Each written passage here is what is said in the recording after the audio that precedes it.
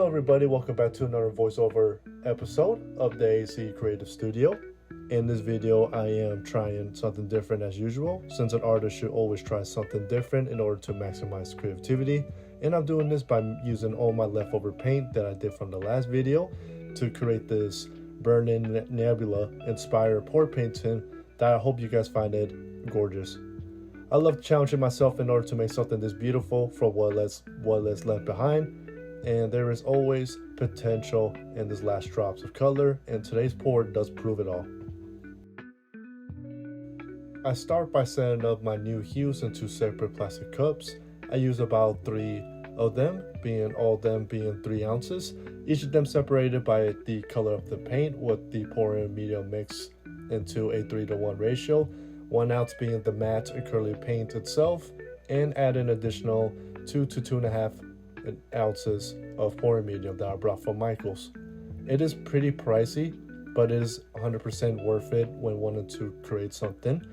And you can always buy the ready pouring mix paints with the hues already in them for a cheaper alternative, or considering go to a clearance area at Hobby Lobby.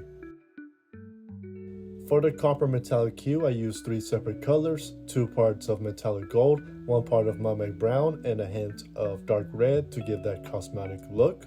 You can use any bright brown, that will work.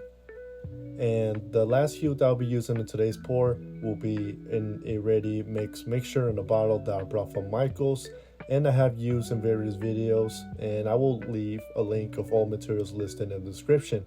So feel free to check that out. And if you're new here and made it this far into the video, hit that subscribe button for more related content and hit that bell notifications, as I'm trying to post weekly, if not bi-weekly, for a pour painting, so that way you can stay tuned for more ideas, inspirations, and maybe a better color selection just in case if you don't like this one for some reason. And if you have any suggestions in terms of color selection or want to try something new, then I suggest comment this video and I will check them out. Again, thanks for hearing me out. Now let's get back on track. I did forget to mention that I'll be using a bright magenta to give this painting a nice contrast with the graphite.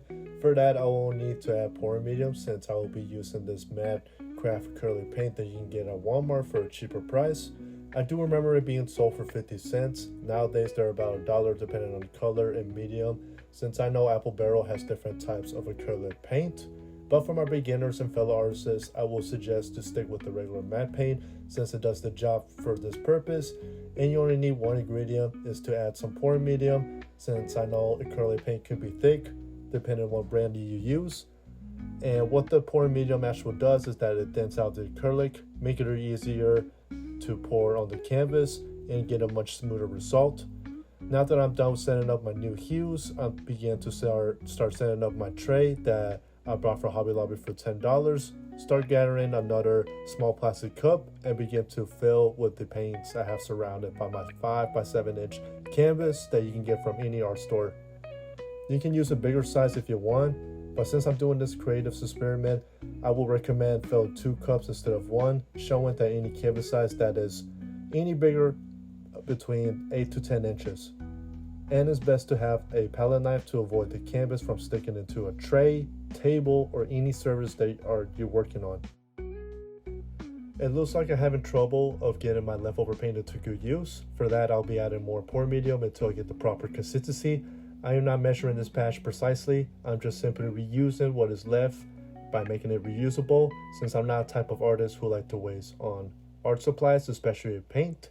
Everybody should know that art materials are not cheap. At least on the bright side, the best materials will come if you just go with the flow and you learn your lessons and just begin to explore different things. So just bear with me for another minute or two as I'm currently fixing my red and orange hues. If you haven't watched my last video yet, I would suggest check that out, since it's only 5 minutes long, and hope nobody is tired of hearing my voice, since it is another full voiceover video.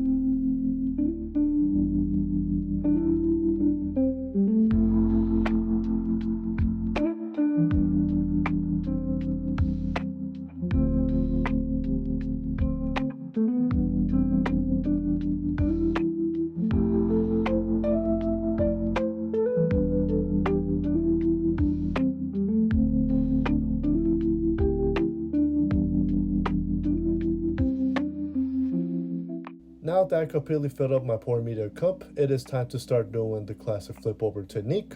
Before moving on, I would like to show y'all there is a sense of beauty in this filled cup. I just wished I set up a side angle camera to view the cup sideways, but at least I'm using a great quality one for now.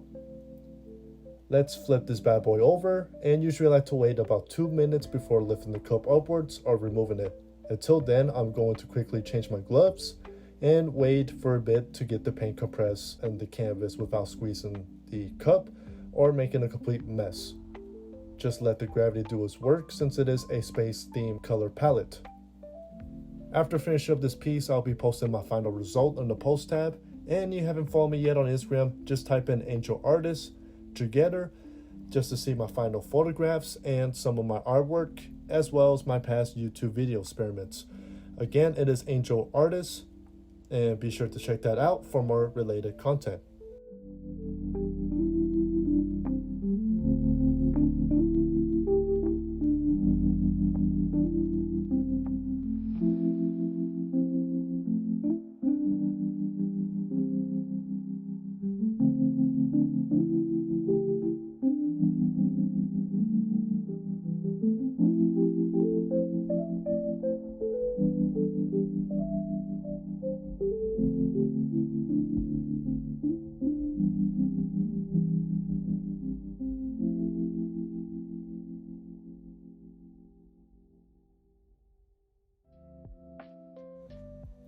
After 2 minutes passes by, it is finally time to remove the cup. I make sure that all the paint has drained into the surface of the canvas and then throw the cup away. The last step, I'll be tilting the canvas to guide the flow of the paint. Keep your movement smooth and intentional. Too much motion could break the harmony of the pattern. And as I'm tilting the canvas, you can see the depth forming where the darker pigments settle beneath the brighter pinks and oranges. I just love how the leftover paint is creating some unexpected textures, as the red was still a bit thick, but it is as thin as a ready mixture. You can use a fire torch or hair serum to create tiny cells, as they will grow as it dries up. Just make sure to move it carefully and quickly, as you want to activate the top layer without burning it. Now that I'm guiding the last edges to make sure the composition feels balanced, the painting begins to dry as the details start to reveal themselves, which is a very common thing to visualize when dealing with fluid art. One can notice subtle blends, dark areas fade away, and the brighter hues like magenta are starting to pop out. This nebula piece reminds me that beauty does not come from perfection. Sometimes it's all about reason and what is left, as well as trust in the process. If you enjoyed this pour, don't forget to subscribe for more related content, more creative experiments on the way, and weekly fluid art videos.